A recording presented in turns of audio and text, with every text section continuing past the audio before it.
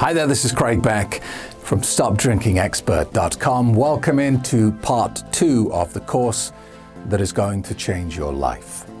And I say that with some confidence because I've seen thousands of people who've had a similar problem and I've seen them escape it. And I've seen what happens to people when they're 6 months, 1 year clear of alcohol. You just wouldn't believe the sort of things they say.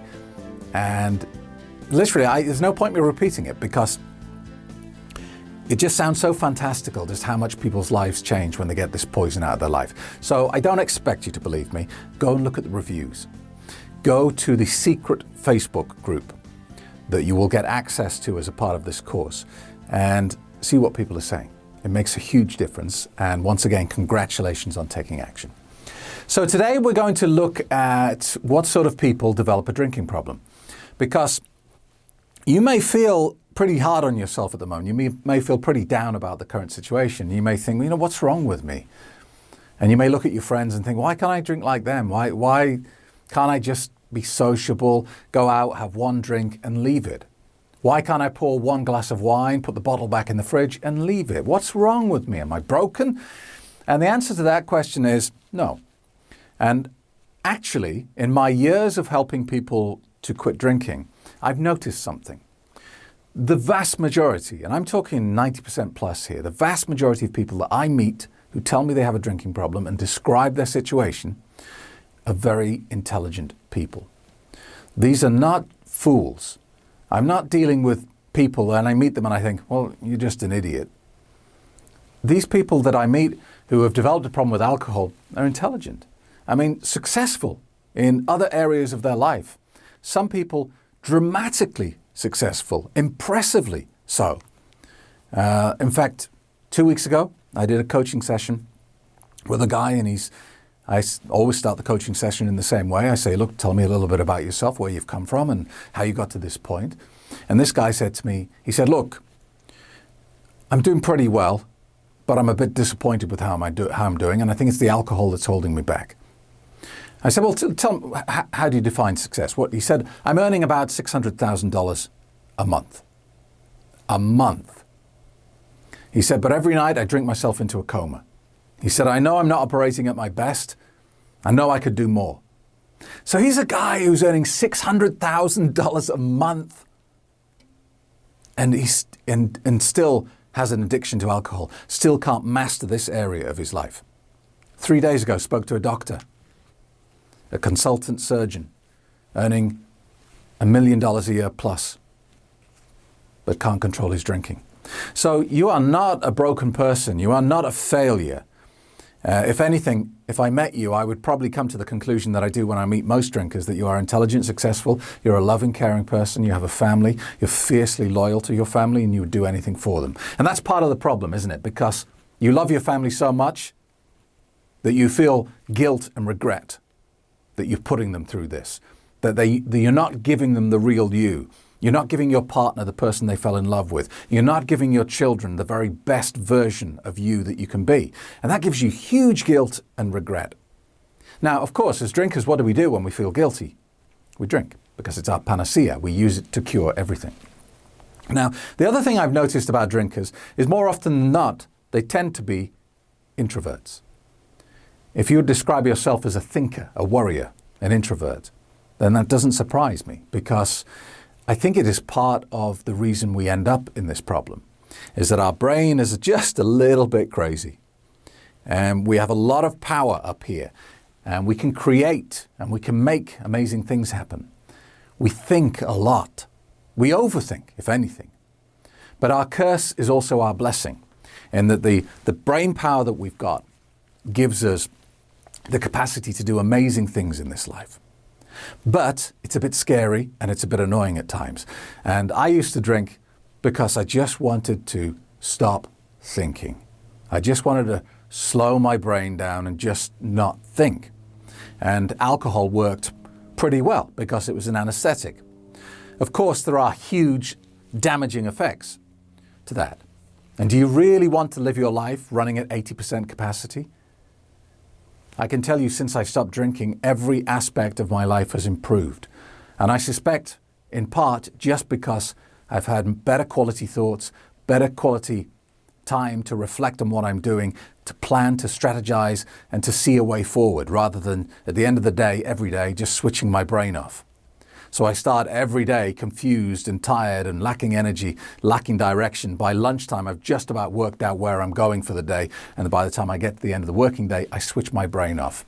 Is it any wonder that my career stagnated? I started to get money problems. My relationships fell apart. Everything was going wrong because of alcohol. So you might be thinking, well, this sounds a little bit like a benefit, Craig, that, I've got this powerful brain that drives me crazy. I'm thinking all the time and I just want to turn it off. Why can't I use alcohol to do that? Well, look, let me tell you a story. We have 3 dogs. They're all rescue dogs. They all kind of chose us because they just turned up injured or abused or dumped, where there's a big problem with this in Cyprus. And my wife and I were big animal lovers, and that's why we have 6 pets in the house, 3 cats, 3 dogs.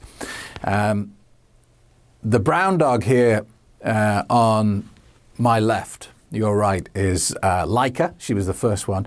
And then Contessa is the black and brown dog.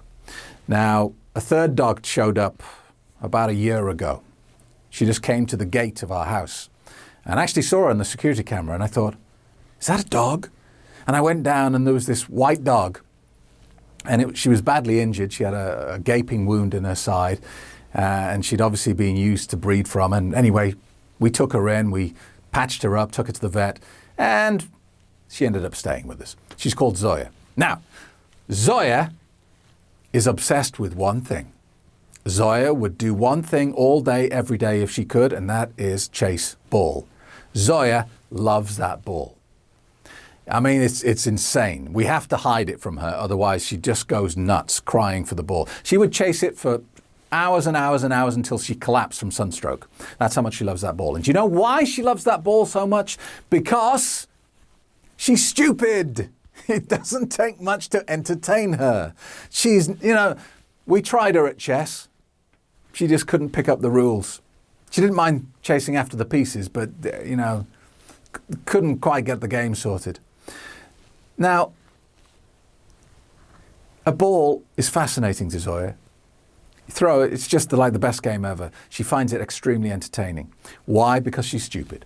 Because she's not thinking about quantum physics. She's not curing cancer or anything like that. She's a dog and she likes to chase the ball. And that's the extent of her thinking. Now, if you're using alcohol because you're bored or just to slow your crazy thoughts down, you have to think about what you're doing there. You have something beautiful and powerful and amazing, and you are choosing to restrict it and limit it. It's like, imagine I gave you a $1 million racehorse. This thing is, this is just purebred. It could win any race you put it into. And I give it to you and I say, this is a gift. What would you do? You'd look after it, wouldn't you? You'd keep it, you'd train it, you'd feed it the very best quality food, and you'd make sure that you invested in that horse and you treated it with the respect that it deserved, wouldn't you? You wouldn't feed it junk food, keep it up all night, not train it at all, not give it any attention and abuse it, would you? And then enter it into races and be surprised it didn't win. But that's what you're doing. That is what you are doing to yourself. You have a $1 billion computer in your head that can do anything. And you are choosing to run it like that horse, keeping it up all night, not letting it sleep properly, damaging its health, feeding it the wrong food, overfeeding it, giving it poison to drink. It's insane. There's no justification for it. So, yes, if you look at it on the surface, you go, well, it's a benefit. But really, it's not. It's not a benefit. You are limiting your life. You are limiting your potential. And I tell you something for sure. You will not get to the end of this journey. You will not be on your deathbed and you will not say, I'm glad I ran at 80% for the whole of my life. I'm pretty happy I did that. You won't do that. You'll wonder what if, what could have been. And this is the point where you can change that. Because as the saying goes, the best time to have stopped drinking was 10 years ago. The next best time is now.